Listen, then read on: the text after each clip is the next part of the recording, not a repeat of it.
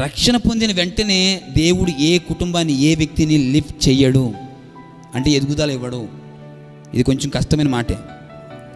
రక్షణ పొందిన వెంటనే, ప్రభు నమ్ముకున్న వెంటనే నీ స్థితి వారిపోయి ఇంకా అబ్బో సూపర్ అనే స్థితికి తీసుకువెళ్ళడు. ఏ వ్యక్తినైనా చివరి స్థితికి తీసుకెళ్తాడు. మరలా జీరో జీరో జీరో.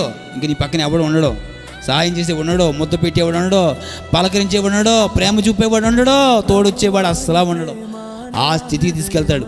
అక్కడ మాట్లాడతాడు, కొడుకు అయిపోయిందా, నీదేమైనా ఉందా, ఇంకా ఏమంటుంది, ఇంకా ఏముంటుంది, ఇంకా ఆ జీరో స్థితికి తీసుకెళ్తే ఏముంటుంది, చచ్చిపోవాలనిపిస్తుంది. అప్పుడు చేసా ఊరొద్దు పెట్టి వెళ్ళిపోవాలి అనిపిస్తుంది ఆ జీరో స్థితిలో. అప్పుడు అంటాడు, ఆ జీరో పక్కన ఆయన ఒకటి నిలబడతాడు. అప్పుడు జీరోకి ఏమొచ్చింది తెలుసా? ఏ సంఖ్య వచ్చింది? ఏ సంఖ్య వచ్చింది? 10 సంఖ్య వచ్చింది. నిలబడ్డాను, ఇంకో 0 పెట్టించాడు పక్కన. నీవు ఒక 0వే, ఆ పక్కన ఆయన నిలబడ్డాడు. ఈ జీరోకి విలువ వచ్చింది. ఇప్పుడు ఏం తెలుసా? నీ పక్కన అనేకమంది నిలబెట్టుకుంటూ పోతాడు, అనేక జీరోలు. దేవుడు ఎప్పుడైతే నేను జీరో స్థాయికి తీసుకెళ్ళాడో 1గా నిలబెట్టాడు. ఇప్పుడు నీ పక్కన ఏం నిలబెడతా?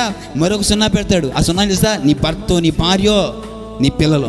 ఇంకో 0 పెడతాడు, నేను చీకొట్టబడిన వారిని తీసుకొచ్చి నిలబెడతాడు. ఇంకో 0 పెడతాడు, అధికారులు నీకు తోడుగా పెడతాడు. ఇంకో 0 పెడతాడు, ఆయన దూతల సమూహాన్ని కూడా పెడతాడండి. హల్లెలూయా! అది మన యేసయ్య బలం, అది ఏర్పరచుకున్న వాడికి ఇచ్చే గొప్ప మహిమ. హల్లెలూయా!